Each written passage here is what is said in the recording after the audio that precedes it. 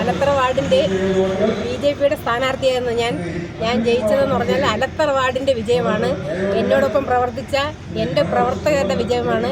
രാപകലില്ലാതെ മഴയോ വെയിലോ ഒന്നും പരിഗണിക്കാതെ എന്നോടൊപ്പം പ്രവർത്തിച്ച എൻ്റെ എല്ലാ പ്രവർത്തകരുടെയും വിജയമാണ്. ഞാൻ ആ വിജയം എൻ്റെ പ്രവർത്തകർക്ക് ഡെഡിക്കേറ്റ് ചെയ്യുകയാണ്.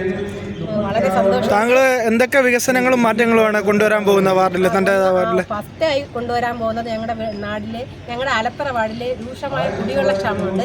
അത് കുടിവെള്ളക്ഷാമം ഞങ്ങളുടെ കോർപ്പറേഷൻ ഭരണത്തിൽ വന്ന 45 ദിവസത്തിനകം കുടിവെള്ളക്ഷാമം പരിഹരിക്കുമെന്നാണ് ഞങ്ങളുടെ രാജീവ് ചന്ദ്രശേഖർജി ഞങ്ങളുടെ സ്ഥലത്ത് വന്ന് പറഞ്ഞിട്ടുള്ളത്.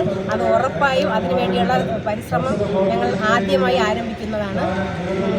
അതുപോലെ തന്നെ പിന്നെ കത്താത്ത തെരുവുകളുടെ കാര്യമായിരുന്നാലും നമ്മുടെ റോഡിൻ്റെ കാര്യമായിരുന്നാലും എല്ലാത്തിനും ഞങ്ങളുടെ പ്രവർത്തകർ ഒരു വാർഡ് കൗൺസിലർ എന്നുള്ള രീതിയിൽ ഞങ്ങളുടെ പ്രവർത്തകരുമായിട്ട് എല്ലാം ഞങ്ങൾ അതിനുവേണ്ടി പൂർണ്ണമായി ആ സമയം ഞങ്ങൾ ഇറങ്ങുകയാണെന്നാണ്. ഈ തിരുവനന്തപുരം കോർപ്പറേഷൻ പരിധിയിൽ തെരുവ് നായ്ക്കളുടെ ശല്യം ഇഷ്ടം പോലെ ഉണ്ട്. അപ്പോൾ അതുമായി ബന്ധപ്പെട്ട് താങ്കൾക്ക് എന്താണ് പറയാനുള്ളത്?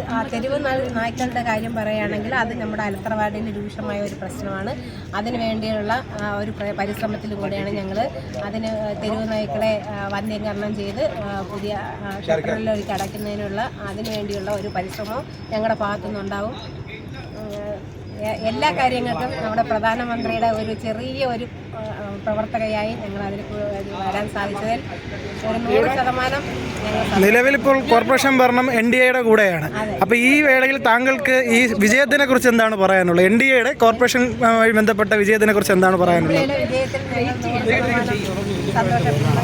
സംസ്ഥാന അധ്യക്ഷൻ രാജീവ് ചന്ദ്രശേഖറിൻ്റെ നിരവധി ക്യാമ്പയിനുകൾ നമ്മൾ ഈസ്റ്റ് ഫോർട്ടിലും മറ്റു സ്ഥലങ്ങളിലും കണ്ടായിരുന്നു.